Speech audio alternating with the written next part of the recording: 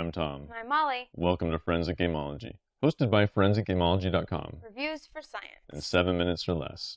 Above and Below. Really cool game in which Spoilers. please use your playmat. You've got your playmat here. Oh, mine's underneath the, what is that called? The encounter book. So you got your playmat, and you build your houses or your buildings in your village just along here, and you'll keep building across. And as you explore the caverns beneath or below the village, you'll get caverns. And when you've explored those, you can build these underground buildings on top of those. And so it's below the above. Yes.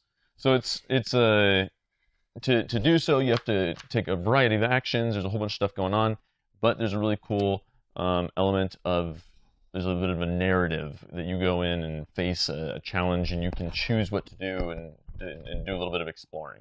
So let's jump right into simplicity versus complexity. This game is more complex to set up than play.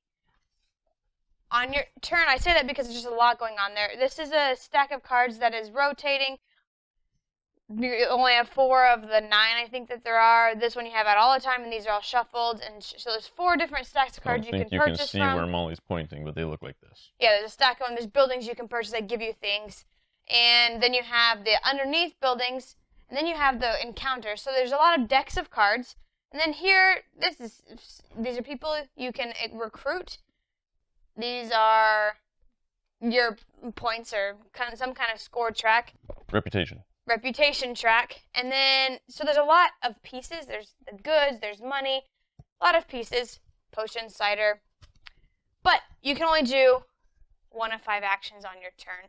And so you can go exploring, which is where this encounter book comes in. We talked about, or Tom mentioned, where you have little encounters. You're going to see spiders and you have to fight them, or whatever it is. And you choose what you're going to do with them.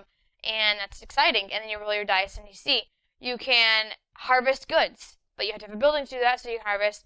You can build a building, you can recruit people, or you can labor, which is just get money. That's it. That's all you can do. So all of this is encompassed in those 5 actions. So I think that makes it simple. It can seem daunting in the setup, but don't let it be. It's a fairly simple game. I think it's a well put together rule book. There are a few more actions that are free actions that I think happen rarely enough in the game that it might be a little difficult to parse at first, but you'll get it very easily once you understand selling and buying and whatnot, and discarding cards and redealing cards. So I think this is quite simple enough. What you do to take an action is move your character from the ready to the exhausted. If ever they're injured, they go to the injured side. For as many beds as you have at the end of your turn, you can move that many people over one space to make them ready, or from injured to exhausted or whatnot. And there's ways to get power-ups on those with the ciders and potions, and I think this is a pretty overall easy game. Luck versus strategy. This game is going to have a lot of strategy. I was going to say luck.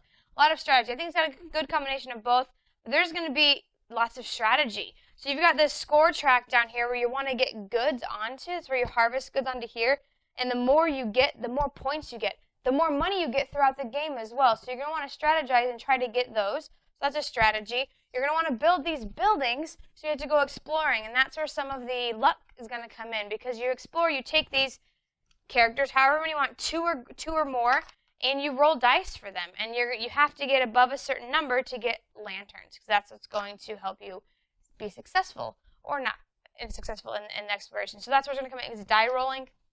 So there's going to be some luck, but I do think it's got its strategy. You can barter and buy goods from other people, which helps with the strategy, mitigating, I can't get my hand on some rope, but you have some rope, let me purchase it, and you can barter. And so there is that helps mitigate some of the luck of not getting the cards that you want out. What else helps mitigate the luck is that you can, if you fall short of the number of lanterns you need to take underneath in the caverns, you can exert one of your people by making them injured and get +1 to your total lanterns. And so you can make it so that you can succeed even if you failed on the dice rolls.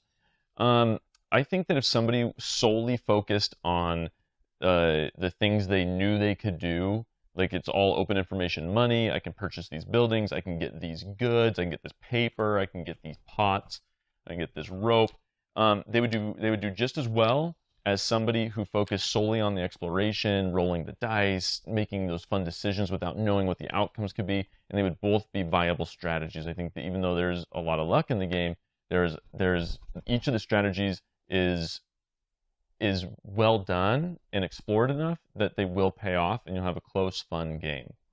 Speaking of fun, in fun versus boring, I think this game is super fun. I think that I enjoy playing, and I've tried different ways. I've tried just going exploring a lot, where you have stuff like you run and hide from these rats, or do you stand and fight? And if you run and hide, you have to roll 3 lanterns or 4, and if you get one of those or higher, you get a different reward. Or stand and fight, you have to explore 7, and you get something even better for that. I like trying to get a bunch of reputation on the reputation track. I like hiring a ton of these villagers and seeing if I can exploit these buildings that give me variable points for villagers. There's so many things going on in this game. I find it very enjoyable. I feel like it's a really, it's like a Euro-ish, but very Ameritrash feel. Yeah, I really enjoy this game.